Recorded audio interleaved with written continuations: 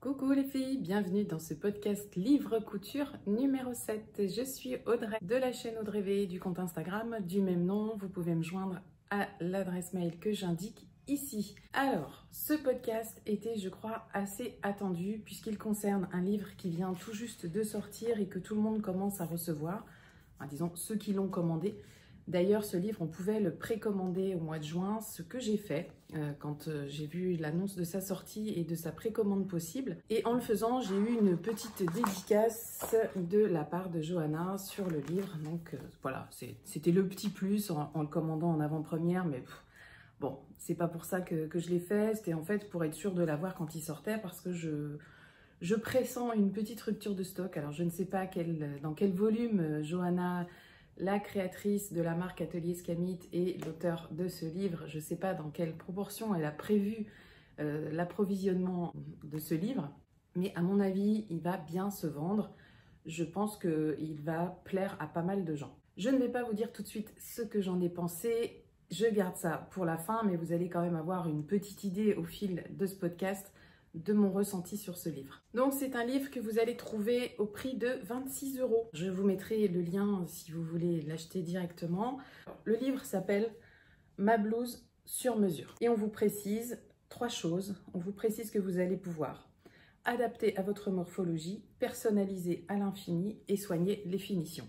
Donc là, on vous résume les vraiment 3 grandes parties de ce livre. Donc c'est pas un livre de patron ordinaire comme on a l'habitude de voir et comme je vous ai présenté jusque-là, parce que ce n'est pas rempli de planches de patron. Vous n'allez pas avoir 4 planches recto-verso avec 16 ou 18 patrons. Vous n'avez qu'une planche recto-verso avec seulement 2 modèles. Mais c'est normal, je vais vous expliquer tout ça au fur et à mesure, vous allez comprendre. Je vous ai déjà parlé de la marque Atelier Scamite, notamment dans le tuto Bon Plan. J'avais recensé les marques de patrons qui proposaient des tutos vidéo pour coudre leur propre patron. Et Atelier Scamite en fait partie. C'est même une des marques qui fait, je trouve, le mieux les choses avec Maison Fauve, de mon point de vue. Les choses sont vraiment très bien expliquées, très bien filmées. Il y a du vocabulaire couture. Moi, je sais que c'est grâce à Atelier Scamite et grâce au tuto vidéo que j'ai réussi ma première chemise. Je vous en avais aussi parlé à cette occasion-là. Donc, si j'avais fait la chemise liseron, ça vous fait un vêtement à la fin hyper bien réussi, hyper bien fini, hyper soigné. Pour ce livre, il s'adresse aux tailles 34 à 52. Il faut savoir que les marges de couture ne sont pas incluses et ça s'explique. Donc, pour une fois, je l'accepte parce que c'est totalement justifié, puisque là, il s'agira de faire du sur-mesure. C'est d'ailleurs pour ça qu'il y a un petit duel entre marge de couture comprise et marge de couture non comprise. Il y en a beaucoup qui préfèrent les marges de couture non comprises, notamment parce qu'elles vont aller vers du sur-mesure et elles vont faire de la modification de patron.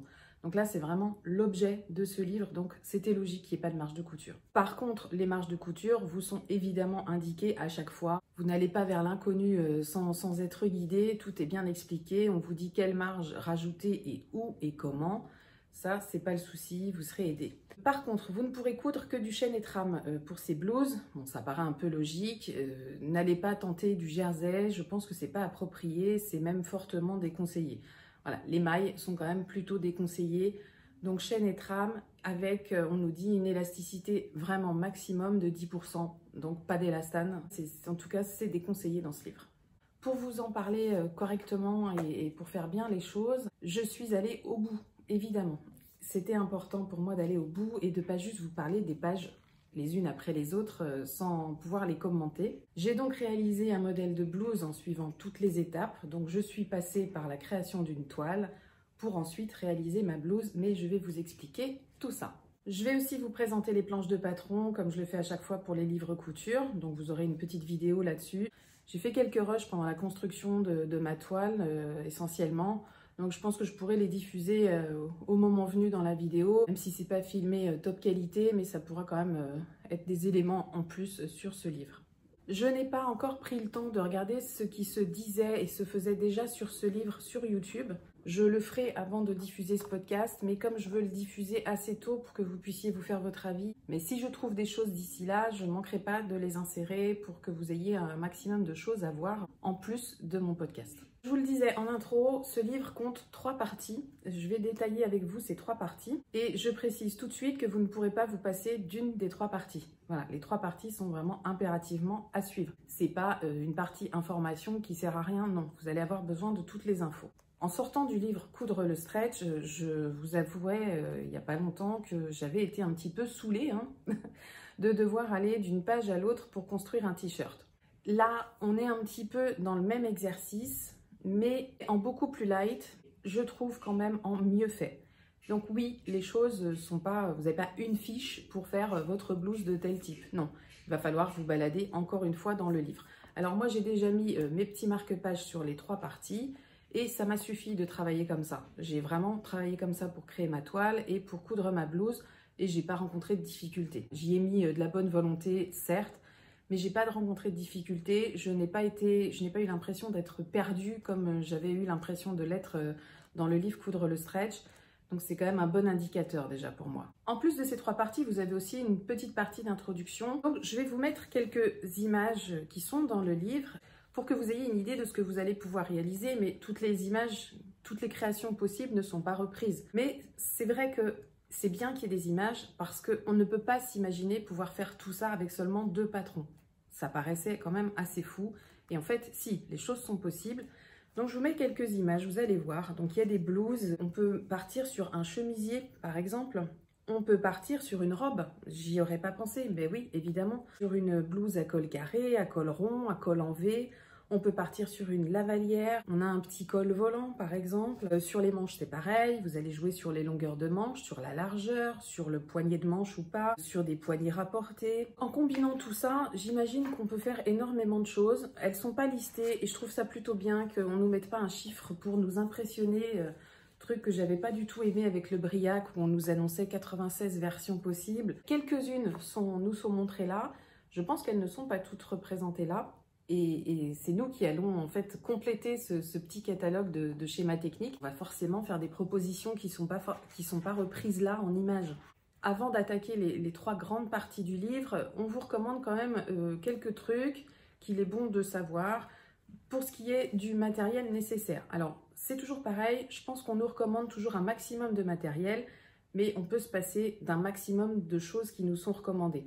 Certes, ça rend la couture plus facile. Il ne faut pas se dire, bah mince, je ne peux pas prendre ce livre, je ne peux pas coudre de modèle de ce livre parce qu'il me manque tel ou tel matériel. Bah, ce serait complètement idiot. Dès l'instant où vous avez la machine, les bons ciseaux, quelques épingles, du fil, bien sûr, et des aiguilles, je pense que vous pouvez vous lancer. Donc si vous avez le matériel qui est préconisé, ça sera sans doute plus facile, mais vous pourrez quand même vous passer de la plupart des choses sans être réellement handicapé. C'est pas la première fois que Johanna pique ma curiosité avec le droit fil thermocollant. Dans tous ses tutos vidéo et pour celui de la chemise liseron, elle pose du droit fil thermocollant sur le haut des manches, sur les emmanchures.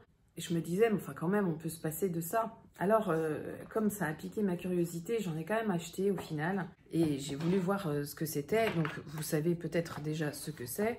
Donc, c'est simplement... Donc là, j'en ai trouvé un rouleau. Donc, ça va être plutôt pratique. Ça fait 1 cm de large. Voilà, vous avez une face, c'est du thermocollant, mais qui est déjà coupé en bandelettes. Donc, ça va être très pratique pour mettre sur les coutures d'épaule, par exemple. Vous allez placer ça proprement avant de coudre. Ça va en fait rigidifier votre tissu, ça va éviter que le tissu ne bouge aussi. Et en fait, ça nous permet, comme le dit Johanna dans ce livre, de bloquer les courbes ou les lignes de couture. Et ça, franchement, j'avoue que je m'en étais passée jusque-là. J'en ai utilisé pour réaliser ma blouse, pas ma toile, parce que j'avais pas envie de gâcher. Et je sais pas encore si ça change quelque chose, mais en tout cas, j'ai quand même, c'est vrai, l'impression qu'on a quelque chose de plus propre au final. On nous recommande aussi des choses que je n'avais pas et que j'ai d'ailleurs pas utilisées parce que j'ai oublié que je l'avais acheté récemment. C'est une roulette à patron. Bon, voilà, ça c'est pareil, je pense qu'on peut s'en passer. On vous recommande aussi, parmi les choses dont on peut se passer, je pense, c'est l'appareil à biais. Moi, j'en ai acheté très tôt, en fait, dans la couture, aussitôt quasiment que j'ai eu ma machine, et je ne m'en suis jamais servi. À chaque fois que j'ai eu à faire du biais, je l'ai fait sans cet appareil. Je l'ai fait avec ma petite réglette qui me permet de faire mes ourlets d'1 cm ou mes rentrées d'1 cm. Bon, Ça marche très bien aussi, preuve qu'on peut s'en passer et même quand on en a une, on ne s'en sert pas forcément. Autre chose qu'on vous recommande, et je pense qu'on peut s'en passer aussi, c'est de la toile à patron. Je trouve que c'est un investissement quand même. Donc si vous avez du coton, de la popeline, des choses comme ça, je pense que ça peut faire l'affaire.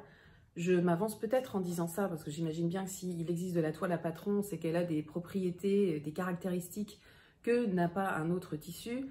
Mais j'ai fait 100 et je pense que je m'en suis plutôt pas mal sortie. Donc la toile à patron, c'est mieux si vous en avez, mais vous pouvez vous en passer aussi. Ce qui sera important pour votre toile à patron, même si c'est pas de la toile à patron à proprement parler, qu'elle soit de couleur assez claire et éviter les motifs, puisque vous allez peut-être devoir faire des modifications dessus, donc il faut que les choses restent lisibles quand même. Dans la partie d'intro, on vous explique aussi que vous allez devoir choisir entre deux patrons. Alors vous pourrez tenter les deux, hein, ça c'est pas le souci, mais il faut bien commencer par en choisir un. Donc vous en avez un avec des pinces poitrine et vous en avez un sans les pinces poitrine. Je vais vous mettre à l'image les photos. Il est recommandé pour les petites poitrines d'aller vers la blouse sans pince poitrine et donc à l'inverse pour les poitrines plus importantes d'aller vers les pinces poitrine. Vous avez aussi sur les modèles de base des pinces de taille. C'est la première fois que je voyais ça, donc c'est des pinces qui sont à la verticale sur le modèle. Je n'ai pas testé ces pinces de taille, mais je trouve que c'est plutôt sympa et ça peut servir effectivement à donner encore un autre effet à la blouse selon la façon dont on veut la porter ou à la robe puisqu'on peut faire aussi des robes.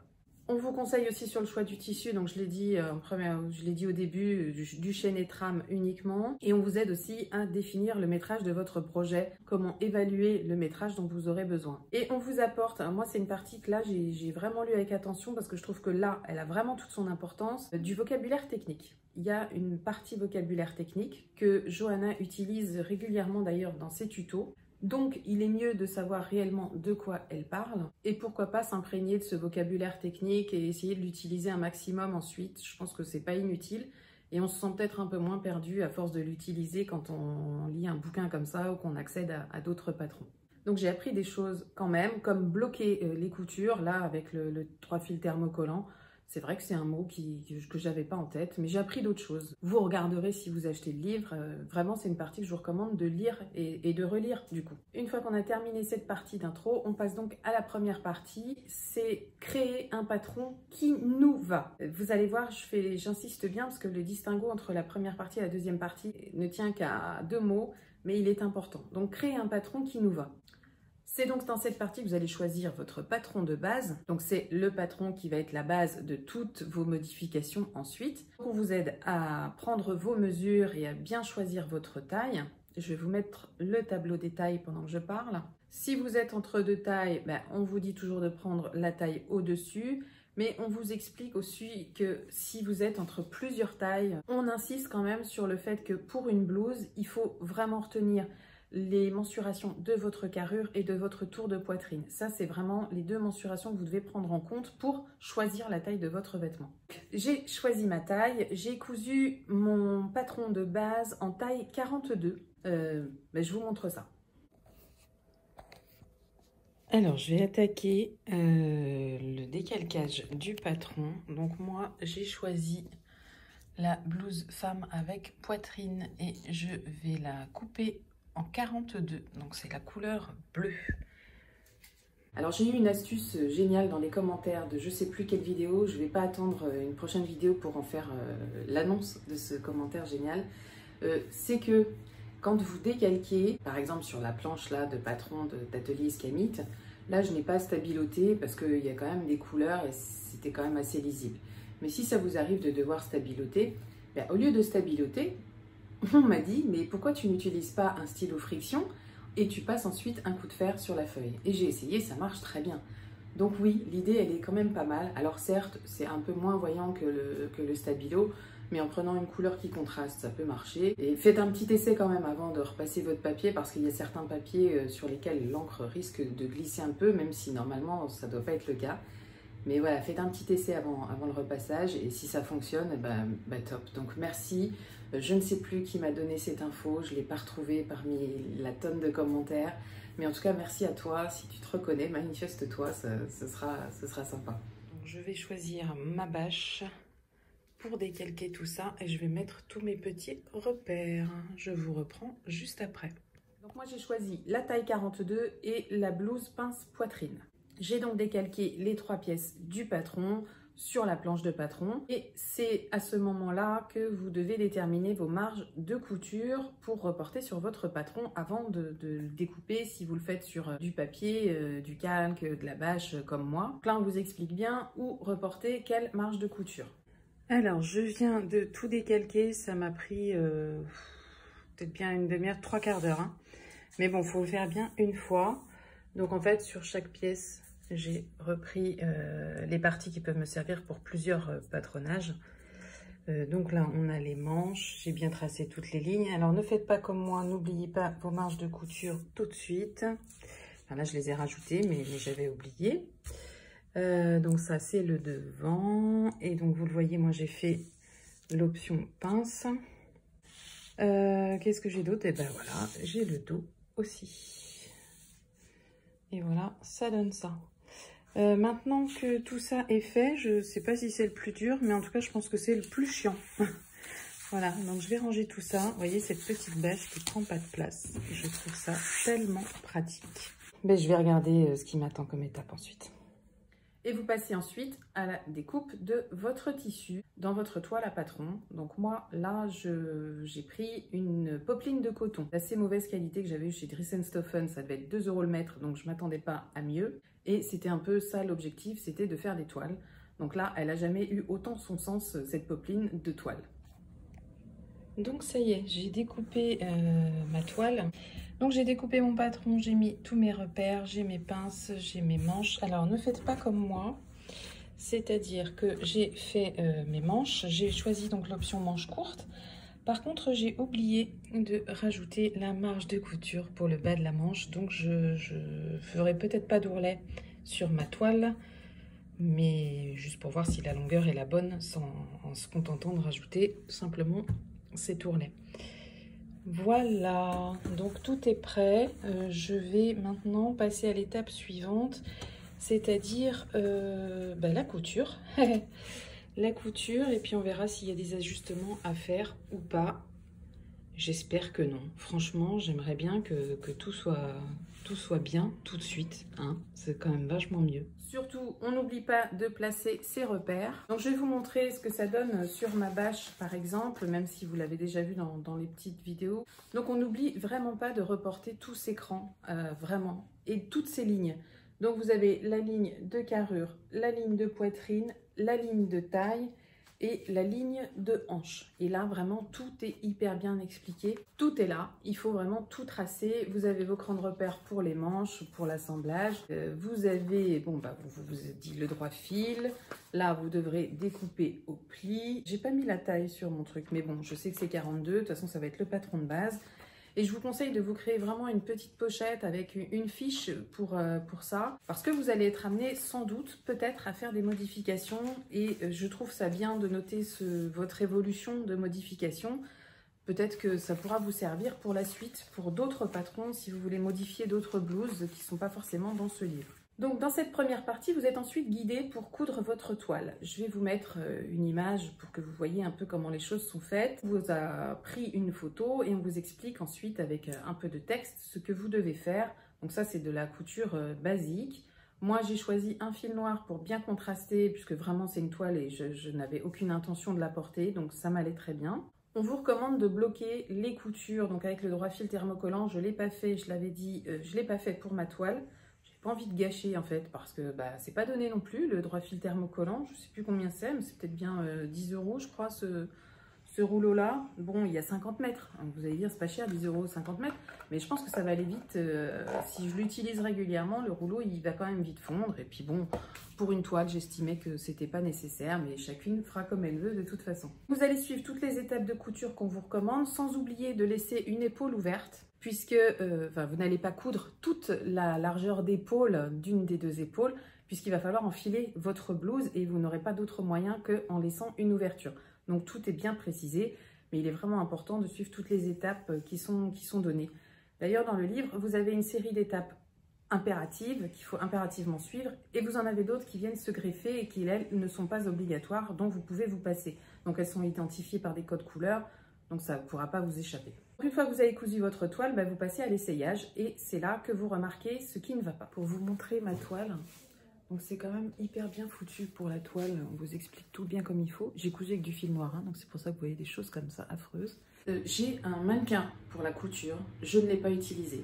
Et en fait je n'ai plus ce réflexe, je n'ai pas ce réflexe d'utiliser mon mannequin de couture, c'est très dommage.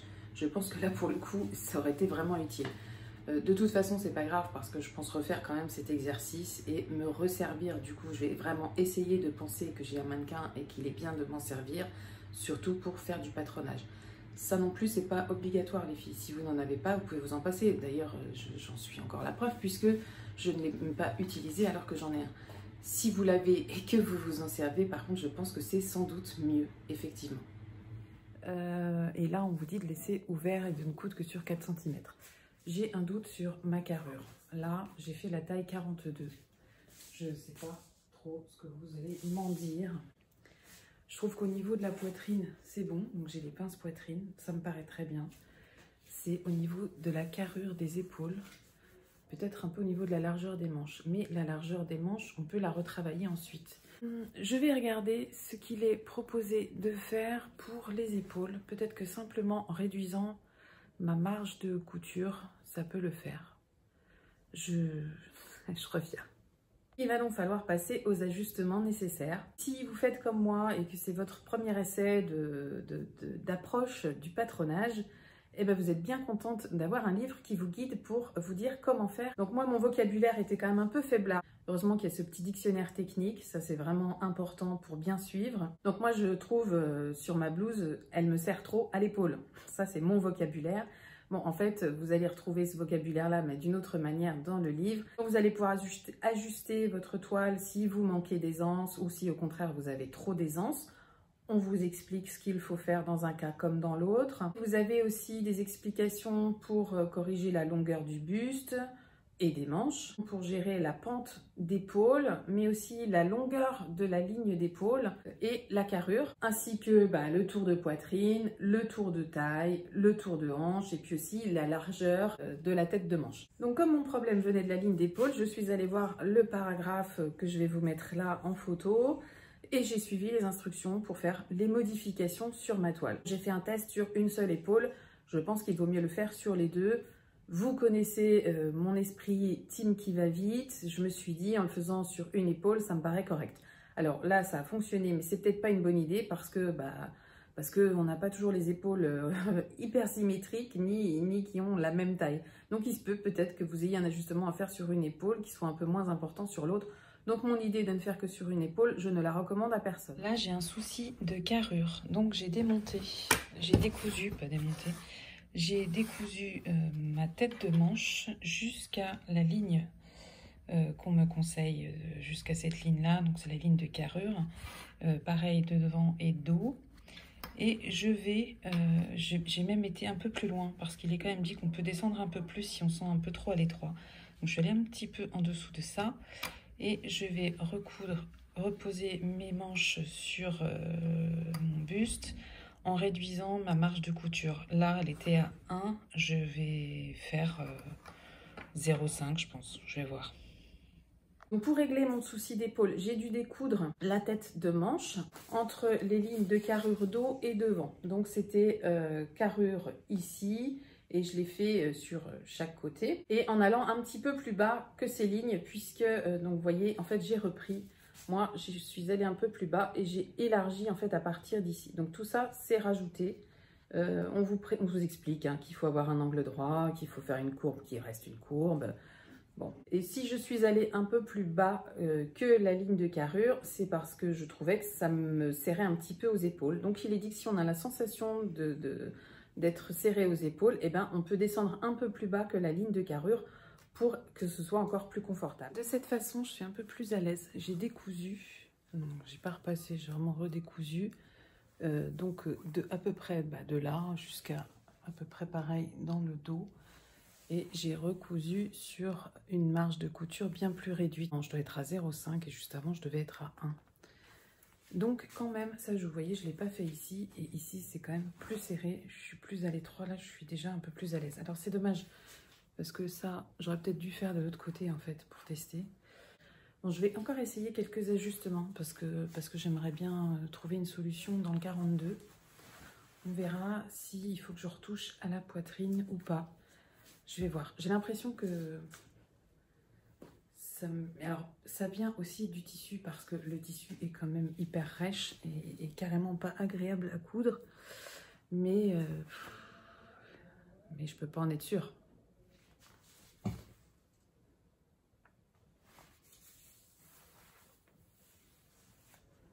J'ai recousu, une fois décousu, j'ai recousu en réduisant très fortement ma marge de couture. Là, c'est pareil, on vous dit quelle marge de couture appliquer selon les endroits où vous allez coudre. Là, je vous conseille de vous faire des petites fiches pour vraiment noter tout ça. Je pense que c'est important. Pour en arriver à reporter ça sur patron papier, si je puis dire, là aussi, vous êtes guidé. Hein, je ne l'ai pas improvisé. Vous avez vraiment une partie qui vous explique comment reporter les ajustements de votre blouse tissu sur votre patron papier pour pouvoir améliorer votre patron. Toutes les pièces que j'ai découpées pour modifier, je les ai gardées. Par exemple, j'ai voulu, donc vous voyez là, j'ai voulu une encolure en V. Normalement, c'est absolument pas une encolure en V, c'est une encolure ronde. Donc ça donne ça, vous voyez, je remonte comme ça. Donc, mais ça, je l'ai gardé parce que si je veux une encolure ronde à un moment donné, j'aurai déjà ce qu'il faut, je n'aurai plus qu'à garder ça. Qu'à remettre ça à leur scotcher par exemple. Donc c'est la même chose pour l'encolure. Hein. Si vous enlevez, on vous explique, si vous enlevez telle longueur là, il faut enlever la même chose sur le dos. Donc je précise que j'ai vraiment pas galéré du tout. Certes, il a fallu aller d'une page à l'autre. Alors je sais plus précisément, mais vous voyez, si je vous dis que ça m'a pas agacé, alors peut-être qu'avec coudre le stretch, je l'ai tellement fait que de le refaire ensuite me paraît plus facile. Je ne sais pas. Je n'ai pas souvenir d'avoir galéré en avançant dans la couture de ma toile. Alors, j'étais en train de faire le montage et je m'aperçois que je n'ai pas finalement assez parlé de l'ajustement. Donc, je vais refaire un petit point dessus. Donc, l'ajustement, en fait, il est dans la première partie du livre. C'est vraiment la partie qui s'appelle « Je crée le patron de blouse qui me va ». Donc, votre ajustement se fait nécessairement sur votre toile. Plusieurs choses sont possibles à ce niveau, donc je les ai recensées. Donc, je vais faire un peu de lecture parce que, évidemment, je ne peux pas apprendre ça par cœur non plus. Donc, j'ai retenu que vous pouvez faire des ajustements. Donc, longueur buste et manche. Donc ça, c'est sûrement le plus simple puisque c'est soit un repli, soit vous savez qu'il vous manque tant de centimètres. Vous avez la pente d'épaule, donc ça c'est si vous avez un jeu au niveau de l'encolure ou au contraire si vous sentez que ça tire.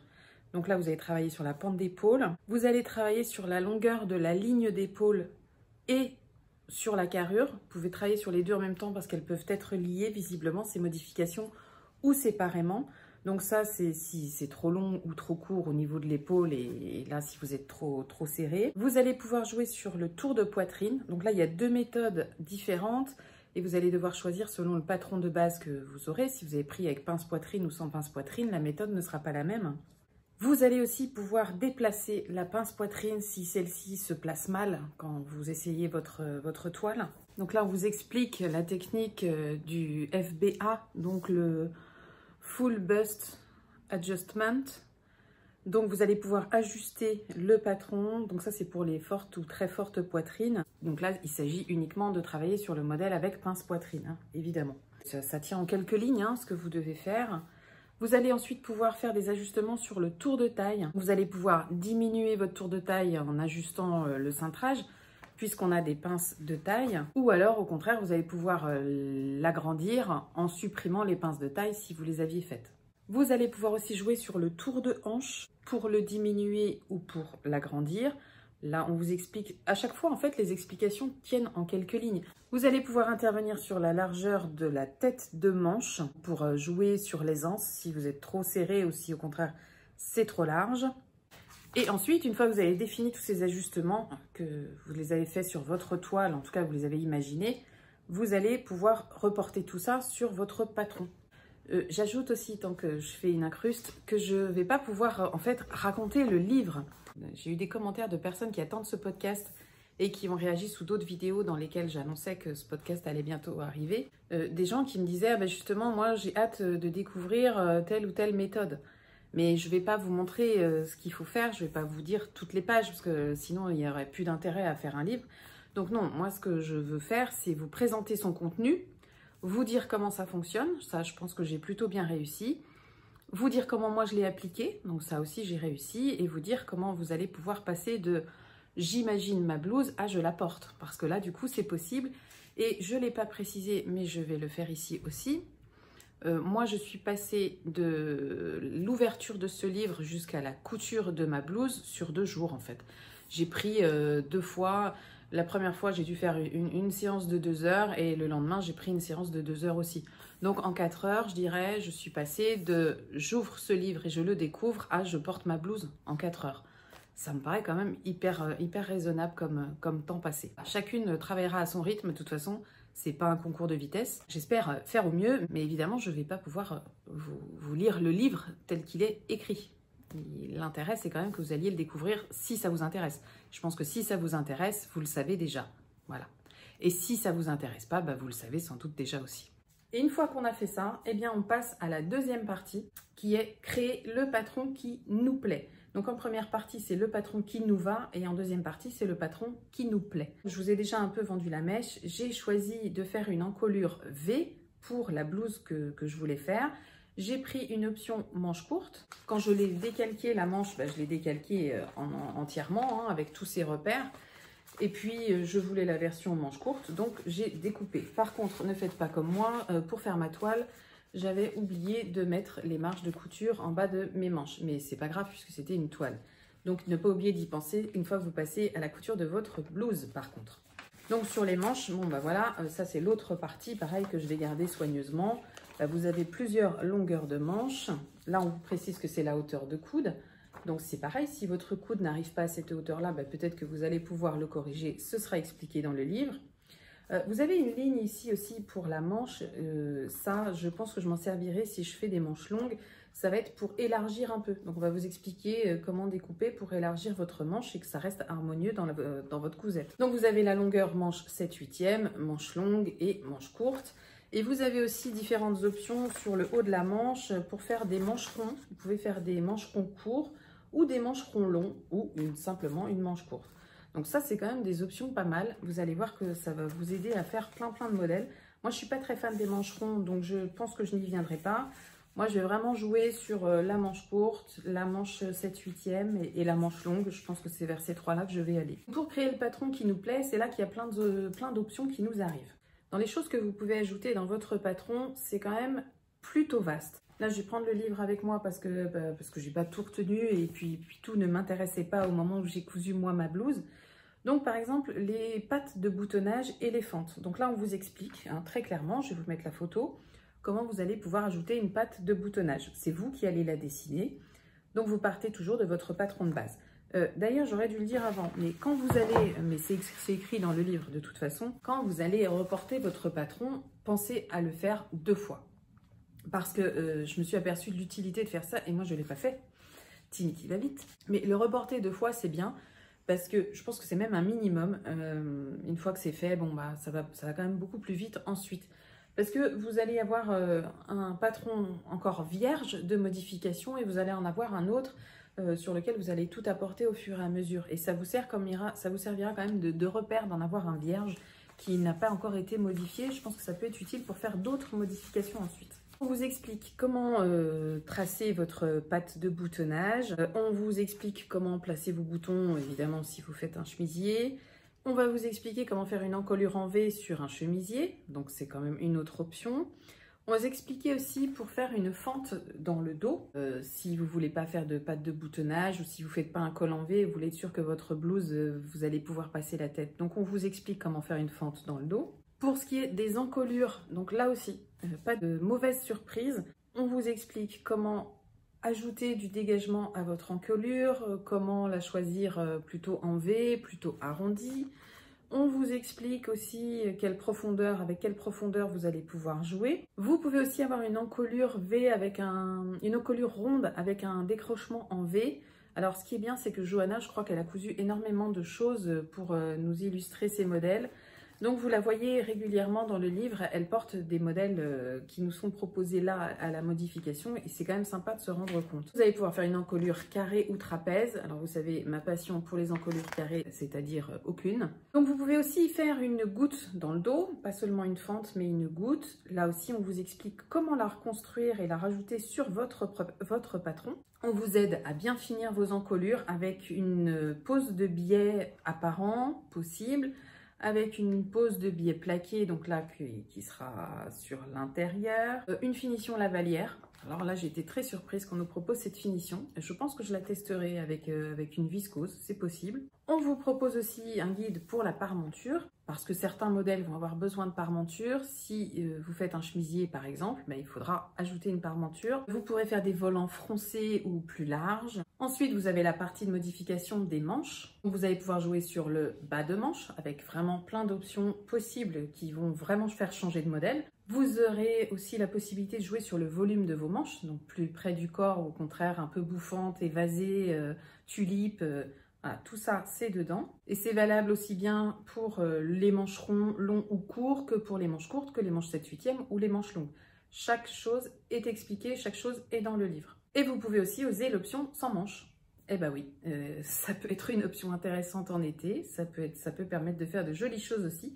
Donc là, on vous explique comment faire du sans manches. Pour le bas des manches, après, vous avez des bracelets de poignet. Vous allez avoir le simple ourlet double. Vous aurez aussi une technique pour ajouter une petite bande élastique, comme ça se fait pas mal. Vous pourrez avoir un poignet en forme. Je vais vous mettre la photo, c'est difficile de l'expliquer. Vous pourrez aussi faire des revers, donc vous allez rajouter un revers surpiqué sur votre bas de manche par exemple. Vous aurez la possibilité d'ajouter des volants froncés ou évasés sur le bas des manches. Et vous aurez la technique pour évidemment faire une manche de chemise, de chemisier, en ajoutant des plis ou alors en blousant votre bas de manche. Bon, plein de choses à faire. Vous avez une partie qui m'intéresse, que je n'ai pas abordée, mais qui vous permet de transformer votre blouse en robe, en tunique. Donc on vous explique bien comment vous allez devoir prolonger les côtés de votre blouse pour parvenir à la longueur que vous souhaitez. On vous explique aussi comment rajouter des basques ou des volants, puisque c'est proposé à chaque fois. Donc c'est pas juste on vous explique avec des mots, c'est vous avez aussi des schémas techniques. On vous aide à tracer sur votre patron, on vous aide à mesurer et on vous aide ensuite à le construire. Donc une fois que vous avez choisi toutes ces finitions qui vous intéressent, qui vous font envie sur votre blouse, vous allez pouvoir passer à la couture de votre blouse sur mesure. Donc moi j'ai choisi une blouse manche courte, elle est quand même assez longue, j'ai rajouté un peu trop. J'avais pas compté de marge de couture pour les ourlets quand j'ai fait ma toile, parce que bon ça je m'étais dit peu importe, et peu importe pas non. Parce qu'en fait, en les rajoutant ensuite, j'ai rajouté 3 cm et je me retrouve avec quelque chose de trop grand. Vaut mieux trop long que trop court, c'est toujours plus facile de récupérer. J'ai choisi une encolure V avec un biais invisible à l'intérieur. Et pour les manches, manches classiques, manches courtes classiques, sans finition particulière. Donc j'ai vraiment, je pense, choisi le truc de base. Vu que c'était un premier essai, je voulais pas partir dans quelque chose de compliqué que je n'allais pas pouvoir tenir dans le temps que je m'étais imparti pour réaliser ma toile et ma blouse et tourner ce podcast. Donc c'est très bien, c'est un premier essai. Je vous voulais les images de ma blouse portée. J'en suis plutôt contente. J'ai renoté toutes mes modifications. Ça m'a vraiment donné envie d'en faire d'autres, de faire d'autres modifications. Je pense que je vais me retracer un autre patron de départ tant que celui-ci est encore lisible. Et je vais peut-être même en faire plusieurs selon les versions que je vais avoir envie de faire, que j'ai déjà en tête. Et là, on vous accompagne pour vraiment coudre votre blouse comme on l'a fait pour coudre votre toile. Pour la couture de votre blouse, on vous dit vraiment étape par étape. Je vais remettre mes lunettes. On vous dit vraiment étape par étape comment vous allez préparer vos pièces déjà. Donc c'est là qu'on vous reparle de bloquer vos coutures. Je vais mettre photo que vous voyez comment le contraste est proposé. Donc là, c'est plutôt sympa. On a choisi du thermocollant noir sur un vêtement dans les tons rouges, donc c'est bien, c'est visible. On vous explique comment préparer vos pièces selon le modèle que vous aurez choisi. Donc là, c'est par exemple, je vois s'il y a une patte de boutonnage ou une fente. Bon, on vous dit, suivez les étapes de montage par page 131 pour la patte de boutonnage ou 125 pour la fente. Donc on m'explique sur cette partie-là quelle va être la marge de couture. On me dit de la thermocoller, enfin bref. Bon, si vous faites comme moi sur la technique la plus simple, je sais même plus en fait, j'ai pas galéré à me repérer du tout dans ce livre. Et une fois que vous avez préparé vos pièces, vous passez à l'assemblage. Donc vous allez avoir plusieurs techniques d'assemblage. Vous avez de la couture simple, droite ou couchée, et vous avez de la couture surfilée ou bordée. Vous avez possibilité de faire une couture anglaise. Donc ça, il faut y penser en amont. Si vous voulez coudre vos vêtements en couture anglaise, il faudra prévoir des marges de couture d'assemblage qui sont un peu plus larges que prévu, mais on vous le dit là aussi. C'est pareil, on vous accompagne pour les méthodes de finition avec le biais apparent. Ça prend quand même plusieurs pages cette explication, ça veut dire que les choses, qu'on ne nous laisse pas tomber. Vous avez aussi avec un biais plaqué, donc là aussi vous avez plusieurs pages sur la technique qui sont vraiment bien montrées avec des images. Je vais vous mettre les images qui sont quand même plutôt claires. Donc c'est là que vous avez la technique pour coudre un bracelet de poignet droit, pour coudre une fente, pour coudre une lavalière aussi, l'assembler et la poser, comment faut vous y prendre, vous allez voir. Donc l'ourlet mouchoir, l'ourlet double, parmenture, la patte de boutonnage, le poignet en forme, le volant évasé, le revers surpiqué. Et puis vous avez d'autres petites techniques qui sont ajoutées comme par exemple le biais, tout simple, comme par exemple la boutonnière à bride et comme par exemple le fourreau ou les fronces qui vous sont expliqués également, ou l'insertion d'un lien, parce que ça peut être utile si vous faites une petite goutte devant, vous pouvez mettre un lien pour retenir par exemple. Voilà, là vraiment je suis arrivée à la fin du livre une fois que je vous ai dit tout ça. Là je vais vraiment bientôt mettre le podcast en ligne, donc je suis en train de finaliser son montage et je me suis aperçue que il y avait des choses sur lesquelles j'ai pas assez insisté. Donc j'ai déjà fait une incruste, je sais plus où dans la vidéo. Je vais en refaire une ici et je vais vous mettre des images en même temps que je parle. Parce qu'en fait, dans le livre, vous avez aussi des tableaux récapitulatifs.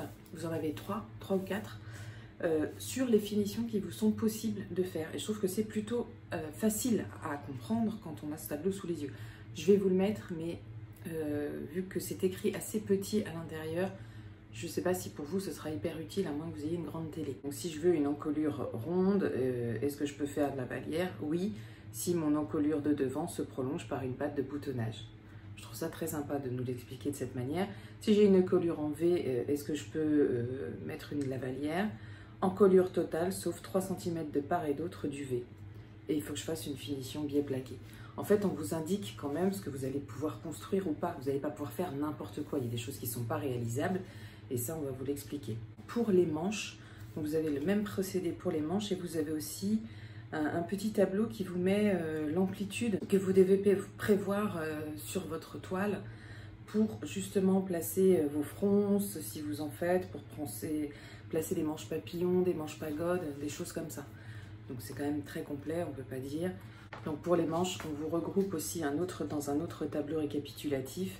Si par exemple, je veux une finition de manche sans évasement longue, on me recommande un ourlet double. Ou alors un bas de manche élastiqué. Ou alors un volant froncé ou évasé. Ou alors un bracelet de poignée de manche. Ou alors un poignet en forme. En fait, on vous coche tout ce qu'il est possible de faire ou pas selon la finition de manche que vous allez choisir. Pour vous donner mon avis tout de suite sur ce livre, je vais faire comme d'hab ma pseudo-colonne de plus et de moins. Je vais tout de suite attaquer par les moins parce qu'il n'y en a pas beaucoup. Alors, le moins, je dirais que j'ai été un peu surprise, un peu déçue que les planches de patron aient quand même des pièces qui se superposent. C'est dommage, n'ayant qu'un patron sur chaque planche, c'est dommage qu'on ne les ait pas prévus un peu plus larges pour qu'on n'ait pas à gérer la superposition des pièces. C'est vraiment pour moi le seul truc, je dirais, qui était améliorable dans ce livre. Donc j'imagine que si c'est pas fait, c'est une question de coût. Je suis bien consciente que c'était une question de coût. Donc ça, c'est la colonne des moins et je dirais peut-être que j'ajoute en colonne des moins que ça aurait pu être un petit peu plus intuitif quand même si, bon, on s'en sort très bien. Peut-être qu'il manque une petite fiche récapitulative pour votre propre patron, par exemple, pour les modifications que vous avez faites ou des choses comme ça. Mais bon, ça, c'est des choses que vous pouvez rajouter vous. Ça me paraît pas fou de le faire vous-même. Bon, j'ai pas de côté hyper négatif à souligner sur ce livre. Vraiment, en fait, c'est difficile d'en trouver. J'ai essayé d'en trouver et c'est peut-être pour ça que je chipote un peu. Et en tout cas, c'est pas des points négatifs qui me semblent rédhibitoires. Sur les points positifs, bon, bah, c'est la multitude de patrons que l'on peut créer soi-même. C'est cette approche pas à pas, bien guidée pour aborder le patronage. Moi, c'est la première fois que je l'approche de cette manière, le patronage. Et j'en suis franchement plutôt contente. On se prend un peu au jeu de la couturière professionnelle. Il y a un moment où j'avais quand même le ruban autour du cou, le truc à épingle, là, les ciseaux, le mètre et tout. Puis je suis en train de me dire, mais en fait, tu es en train de créer ta propre blouse. Bon, alors, tu deviens pas Christian Dior à la suite de ça, hein, bien sûr. J'ignore à quel degré sont situées vos attentes de ce livre. J'ai peur que pour certaines, elles soient trop élevées. J'ai lu dans les attentes des unes et des autres au sujet de mon podcast notamment, vous espérez des solutions miracles, certaines, hein, je vais pas dire vous, mais il y en a certaines qui espèrent des solutions miracles pour parvenir à leur fin, pour patronner... je sais pas moi, bah oui, une blouse sans doute, pour faire un ajustement de poitrine, d'épaule, de carrure, je ne sais quoi. Je veux juste préciser que ce n'est qu'un livre, c'est un livre à 26 €. C'est pas une formation avec des modules, etc. C'est un livre qui est très complet, mais c'est pas une formation. Je me répète, mais je trouverais pas ça juste de critiquer ce livre parce qu'on le trouverait incomplet. Je pense qu'il faut rester raisonnable dans ses attentes et aussi dans son jugement et dans sa critique. Ce livre nous permet de faire une blouse sur mesure à partir du patron de base fourni ici. Moi, je pense qu'on peut se servir de toutes les techniques qu'il fournit ici pour d'autres patrons, mais ce n'est pas une formation pour apprendre à faire du modélisme ou à patronner ses propres vêtements. C'est pas du tout la même chose. Je trouvais que c'était important d'apporter cette petite précision. Mais en revanche, vous allez quand même être beaucoup plus à l'aise dès lors qu'il faudra modifier des patrons. Donc je pense que ce livre est d'une utilité bien au-delà des modèles qu'il propose. Je pense que ça peut vous servir pour d'autres modifications de patrons. Je pense que la créatrice en est bien consciente que son livre, il va servir pour d'autres choses que pour ces deux blouses qu'elle propose. Maintenant, quand on voit la ressource quand même assez importante de modèles qu'il est possible de coudre avec ce livre, j'ai l'impression que acheter de nouveaux patrons va être un peu superflu. Alors ça l'est déjà depuis quasiment le début, hein, je parle pour moi, mais je suis bien obligée de reconnaître que j'achète des patrons qui parfois se ressemblent un peu, pour lesquels il n'y a pas des différences hyper flagrantes et des patrons dont je pourrais me passer. Là, je pense que je vais vraiment ralentir mon achat de patrons en termes de haut et de robe. Je vais vraiment essayer de l'exploiter à fond. Donc, vous risquez de voir passer quelques cousettes dans mes podcasts couture. Cousettes qui seront issues de ce livre. Je pense que je vais me prêter vraiment au jeu. J'imagine que j'aurai des déceptions parce que j'en suis à mes débuts et que tout ne me paraît pas hyper simple. Mais j'ai envie de m'amuser et vous savez, on en revient toujours à ce côté plaisir et là, c'est vrai que ça suscite chez moi vraiment une vraie curiosité. Ça a quelque chose de ludique, donc on est vraiment dans le pur plaisir couture là. Ce dont je suis à peu près sûre, c'est qu'il y a plein de modèles que vous allez pouvoir faire dans ce livre qui existeront ailleurs ou qui existent déjà et que vous allez peut-être payer à l'unité 10 ou 15 € le patron, que ce soit PDF ou pochette. Si vous l'achetez, vraiment exploitez-le bien. Avant d'acheter, je pense qu'avant d'acheter d'autres patrons, il va falloir regarder ce livre pour savoir si vous ne pouvez pas l'avoir, ce patron qui vous fait envie. Donc là, on est évidemment dans la blouse et la robe ou la tunique. On est aussi dans le chemisier, le manche longue, le manche courte, le sans manche. On nous dit du chêne et trame, mais on peut quand même aller vers plein de matières différentes. Donc ça s'adresse autant à l'hiver qu'à l'été, l'automne, le printemps. Vous l'avez compris, je suis quand même plutôt emballée sur ce livre. Donc je ne m'extasie pas, hein. Évidemment, je ne m'extasie pas devant ce livre, mais je le trouve quand même hyper intéressant, hyper bien fait. Pour qui débute en couture, eh ben pourquoi pas. C'est peut-être pas mal de démarrer là, du coup, avec de vraies bases. Apprendre le patronage tout de suite, ça va vraiment vous mettre en confiance. Je pense que c'est pas inutile. J'aurais en fait aimé commencer par ça. Je sais pas si j'aurais osé, j'aurais aimé commencer par ça. Aux non-débutantes, bah oui, sans aucun problème, hein, les filles, si vous êtes hyper à l'aise avec vos machines, là vous allez peut-être avoir des idées que vous n'aviez pas jusque-là. Donc ça coûte 26 €. Je pense qu'il est intéressant de rajouter le nombre de patrons qu'on a créés au fur et à mesure. Pour identifier les cousettes qui vont être présentées sur les réseaux sociaux, je vais regarder si j'en trouve déjà là pour illustrer pendant que je parle. Vous avez plusieurs hashtags. Vous avez ma blouse sur mesure, vous avez méthode atelier scamite et vous avez atelier scamite en hashtag. Hein, c'est 3 hashtags.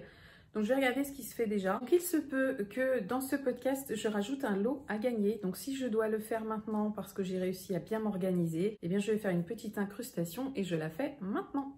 Donc je fais ma petite incrustation parce que je voudrais vous parler du petit lot qui est mis en jeu aujourd'hui. Je dis petit lot, mais en fait tous mes lots, je les trouve absolument géniaux. Donc aujourd'hui, je vous propose quelque chose pour, pourquoi pas, coudre une de vos premières blouses, sinon la première.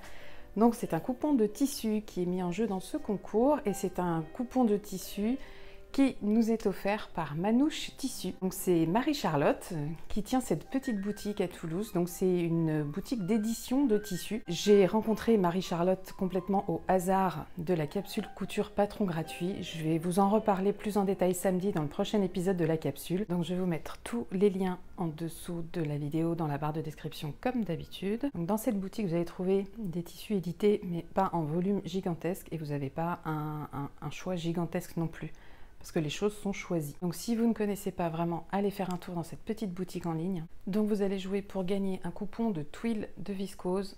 J'adore cette matière de tuiles de viscose, c'est hyper agréable autant à porter qu'à coudre. Donc vous aurez 1,70 m de ce joli tissu sur une laisse de 140 dans un imprimé on ne peut plus été puisqu'on est dans le soleil. C'est l'imprimé Sony, je crois que c'est comme ça qu'il s'appelle. Je vais vous mettre toutes les infos que j'ai eues de dispo sur ce tissu. Je ne l'ai pas dans les mains. C'est Marie-Charlotte qui vous l'enverra et je mettrai en lien la gagnante une fois qu'elle aura été sélectionnée avec Marie-Charlotte. En attendant, pour ce qui est de Manouche Tissu, vous pouvez la retrouver sur Instagram aussi. Et elle a d'ailleurs cousu quelques patrons gratuits, mais bon, ça vraiment j'en reparle samedi plus dans le détail. Pour participer, c'est toujours pareil, vous me dites je participe, sinon je ne peux pas prendre en compte votre participation. Et puis pour le fun, vous allez me dire peut-être aussi, si ce livre vous intéresse, quelle blouse vous imaginez coudre dans ce morceau de tissu d'1,70 m, donc c'est plutôt généreux. Tirage au sort, il se fera le 31 juillet à 18 h et j'annoncerai la gagnante, soit directement le 31 si j'arrive à l'identifier, sinon ce sera de toute façon dans le prochain podcast, donc pas de soucis. Bon voilà les filles, j'espère que ça vous plaît, moi je trouve ça plutôt sympa. Les concours continuent sur cette chaîne puisque je vous ai dit que c'était pendant tout le mois de juillet, un mois de folie. Donc merci à toutes celles qui sont arrivées depuis, parce que les 3000 sont maintenant bien dépassés. Merci à vous les filles, je m'en vais. Voilà les filles, j'en ai fini pour la présentation de ce livre que j'ai essayé de faire la plus complète possible par rapport à ce que j'en ai vu et testé. Si je n'ai pas pu compléter mon propos avec des choses qui ont été proposées depuis sur YouTube par exemple, je vous encourage vraiment vous à faire quelques recherches pour avoir d'autres infos que celles que je vous donne si vous avez encore des doutes ou des hésitations. Je me suis souvenu qu'en fait Atelier Scamit, donc c'est Johanna qui fait les tutos, Atelier Scamit propose des tutos qui sont quand même visiblement bien en lien avec le livre. Là, il y a eu 2 tutos qui ont été ajoutés ces dernières semaines, notamment bloquer une couture avec le fameux droit fil thermocollant. Et j'ai vu aussi comment plaquer un biais. Donc vraiment, ça vous fait des appuis supplémentaires en plus du livre. J'espère qu'il y aura d'autres tutos. À mon avis, il va y en avoir d'autres. Je pense que c'est le principe aussi de la chaîne, là, ça va être d'accompagner le livre. Et d'ailleurs, si vous n'avez pas acheté le livre, je pense que tout ce qui est proposé dans les tutos peut aussi vous être utile. Donc ce livre, je le valide, oui, vraiment, je le valide. J'espère l'exploiter à fond. Je pense qu'il va m'accompagner dans pas mal de cousettes sur la prochaine moitié de l'année et sur sans doute l'année prochaine. Il n'est pas impossible que je vous en parle très vite. J'ai encore rien de prévu, donc on verra ça. Mais je pense que je vais fonctionner au coup de cœur pour ce livre comme pour le reste. J'espère que ça vous a plu et intéressé. Dites-moi dans vos commentaires si vous allez le commander ou si vous l'avez déjà ou au contraire si vous passez votre chemin parce que vous n'avez pas besoin de ça pour être accompagné dans vos modifications de patron. Voilà. Chacune fera comme elle a envie évidemment. Mon objectif à moi n'est pas de vous vendre le livre. Je n'ai absolument rien à y gagner. Mais mon objectif, c'est plus de vous partager mon ressenti, ce que j'en ai pensé. Donc, tout ce que j'ai dit ici n'est que mon avis. Cela ne concerne que moi, mais je pense que si vous me regardez, c'est pour l'avoir un peu cet avis. Je ne l'ai pas dit les filles, vous l'aurez peut-être reconnu, c'est la robe Dresde de Direndo que je vous ai présentée dans le podcast numéro 12, donc c'était il n'y a pas longtemps, mais voilà, j'avais oublié de donner cette précision. Donc pour plus d'infos sur cette robe, je vous renvoie au podcast numéro 12. Vous saurez tout sur le tissu, la taille, les modifs, tout ça, tout ça. Et vous la verrez même de haut en bas d'ailleurs dans ce podcast parce que là, vous n'en avez vu que le haut. La prochaine revue livre couture, Je garde la surprise, je ne sais pas encore ce que ça va être. J'ai le choix, c'est pour ça qu'il faut que je me décide. Donc ce sera peut-être dans 15 jours, hein, il me semble. En tout cas, c'est à suivre, vous aurez l'info en temps voulu. Je vous dis donc à très vite, je vous souhaite une très belle journée si vous me regardez le mardi sortie de ce podcast, jour de sortie de ce podcast. Et je vous souhaite une très belle semaine et je vous dis à très bientôt. Je vous embrasse les filles, bye.